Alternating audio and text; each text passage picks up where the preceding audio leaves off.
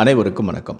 பெங்களூர் பகுதியில் ஒரு ஆட்டோ டிரைவரை ஒரு வடமாநில பெண் செருப்பால் அடித்த வீடியோவும், பின்னர் அந்த வடமாநில தம்பதிகள் அந்த ஆட்டோ டிரைவருடன் காலில் விழுந்து மன்னிப்பு கேட்கும் வீடியோவும் தற்போது சமூக ஊடகங்களில் ட்ரெண்ட் ஆகி வருகிறது. கடந்த சனிக்கிழமை பெலந்தூர் பகுதியில் வசித்து வரும் குஜராத்தை சேர்ந்த தம்பதிகள் வேலையை முடித்துவிட்டு மீண்டும் தங்களது வீட்டிற்கு இருசக்கர வாகனத்தில் சென்று கொண்டிருந்துள்ளனர். அப்போது சென்ட்ரல் மால் அருகில் சென்றபோது ஒரு ஆட்டோ தம்பதி சென்ற வாகனத்தின் மீது லேசாக உரசியுள்ளது.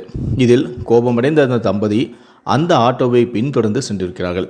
பின்னர் ஆட்டோ டிரைவரிடம் வடமாநில பெண்ணான பங்குரி மிஸ்ரி ஆட்டோ டிரைவருடன் வாக்குவாதத்தில் ஈடுபட்டிருக்கிறார். ஆட்டோ டிரைவரான லோகேஷுக்கும் மிஸ்ரிக்கும் வாக்குவாதம் முற்றிய நிலையில் அந்த இளம் பெண்ணான மிஸ்ரி லோகேஷை தான் அணிந்திருந்த செருப்பாலேயே சரமாரியாக அடித்திருக்கிறார். மேலும் கடுமையான வார்த்தைகளாலும் பேசி காயப்படுத்தியும் உள்ளார். இது அந்த ஆட்டோ டிரைவரான லோகேஷின் போனில் வீடியோவாக பதிவு செய்யப்பட்ட நிலையில் லோகேஷ் இது குறித்து பெலந்தூர் காவல் நிலையத்தில் புகாரும் அளித்தார்.